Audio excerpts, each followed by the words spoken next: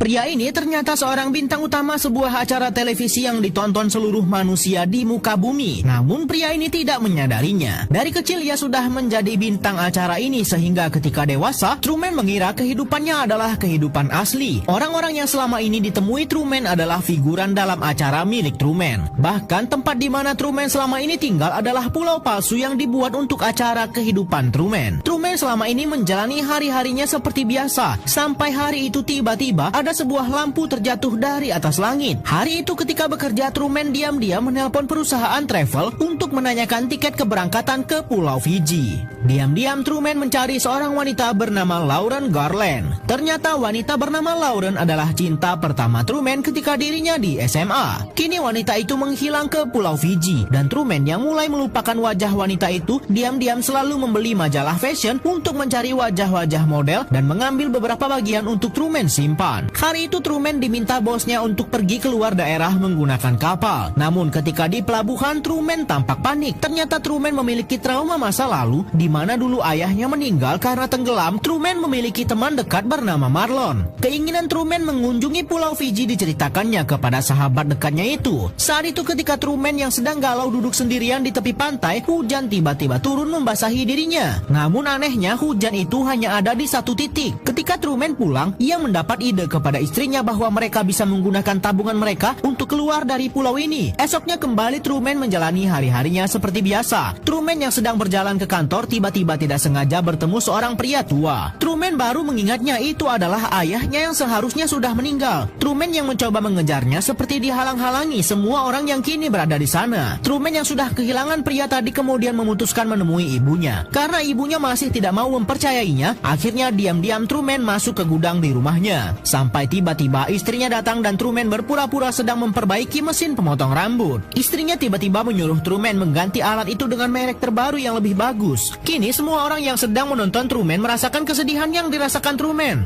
Truman tiba-tiba mengingat masa lalunya saat ketika ia pertama kali bertemu dengan wanita cantik yang disukainya. Ketika di perpus, Truman mencoba mendekatinya namun gadis itu bilang hal itu dilarang. Truman saat itu mengajak Lauren untuk ngedate di hari Sabtu. Namun wanita itu menuliskan di kertas bahwa ia ingin pergi sekarang. Mereka pergi ke pantai di kota itu. Wanita ini bilang semua yang ada di sini adalah palsu sampai ada seorang pria yang mengaku ayah Lauren pergi menjemput wanita itu. Sebelum Lauren dipisahkan, ia berkata nama aslinya adalah Sylvia dan Truman harus segera sadar akan semua ini. Semenjak saat itu, Truman tidak bisa melupakan sosok Sylvia. Ia diam-diam selalu menyusun potongan-potongan tubuh wajah perempuan di majalah agar dirinya bisa mengingat sosok wanita itu. Hari itu ketika Truman pergi berangkat ke kantor, radio yang biasa ia dengar tiba-tiba rusak.